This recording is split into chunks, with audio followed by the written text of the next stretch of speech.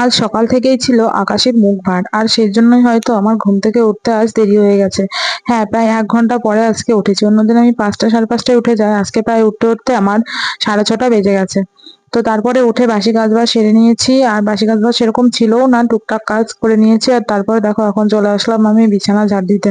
তো বিছানাটা তুলে নিই। তো প্রথমেই ওই যে বিছানায় যে বালিশ কাঁথা-টাথা ছিল সমস্ত কিছু গুছিয়ে নিয়েছি, আর এখন বিছানার চাদরটাকে আমি টান করে নিচ্ছি।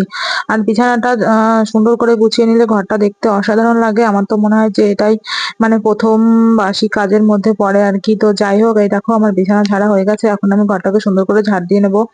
আর কালকে রাত্রের দিকে হালকা হাওয়া হচ্ছিল, সেইজন্য দেখছি না জানলাটা খোলা ছিল। তো দেখছি খাটের নিচটা নোংরা হয়েছে, সেজন্য খাটের নিচগুলো আমি সুন্দর করে ঝাড় দিয়ে নিয়ে দেখো আমি সুন্দর করে এই পাশটাও ঝাড় দিয়ে নিচ্ছি। আর তারপরে আমি চলে যাব জামাকাপড় কাচতে। এই যে কালকে রাত্রিবেলা এতগুলো জিনিসপত্র ছিল, ওই যে বিছানার চাদর-টাদর সমস্ত তুলে রেখেছিলাম, তো সেইগুলো নিয়ে এখন চলে আসলাম আমি কলপাড়ে। আর এটা আমি এসেছি মেজোমাদের কলপাড়ে। মেজোমাদের কলটায় না প্রচন্ড জল বেরোয়, কষ্ট কম হয়, সেজন্য মেজোমাদের কলেই আসি। তো এসে ১ম এই যে সবকিছু ভিজিয়ে দিয়েছিলাম, ১ম এ বালতিতে ভিজিয়েছি। তারপরে দেখছি বালতিটা ছোট পড়ে যাচ্ছে, সেইজন্য আবার ধামার মধ্যে নিয়ে নিলাম।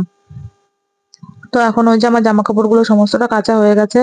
আর এখন দেখো আমি ধুয়ে নিচ্ছি। হ্যাঁ, ভেবো না যে একবারেই হয়ে যাবে, কারণ এর আগেও আমি ধুয়েছি। আর এটা হচ্ছে লাস্ট বার ধোয়া ছিল। তো ধুয়ে-টুয়ে এখন আমি সুন্দর করে নিয়ে জামাকাপড়গুলোকে একটা করে নিচ্ছি। আগের দিন আমি সমস্ত জামাকাপড় একসঙ্গে তুলেছিলাম। তো যখন মেলতে গেছি না, তখন খুবই অসুবিধা হয়েছিল।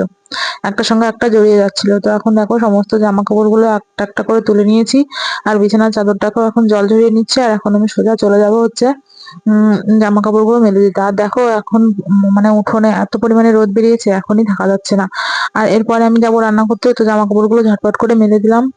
আর এই যে এই সমস্ত কাজবাজ করতে কিন্তু আমার অনেকটা দেরি হয়ে গেছে। আজকে রান্না করতে প্রায় ৯টা বা ৯:৩০টার সময় ঢুকেছি। কারণ এরপরে আবার ছেলেকে খাইয়েছি, খাইয়ে দাইয়ে তারপরে আরো কিছুটা কাজ ছিল সেইগুলো করে নিয়ে ছেলেকে ঘুম পাড়িয়ে তারপরে এসেছি। তো আজকের মিনি ব্লগটা তোমাদের কেমন লাগলো অবশ্যই আমাকে কমেন্ট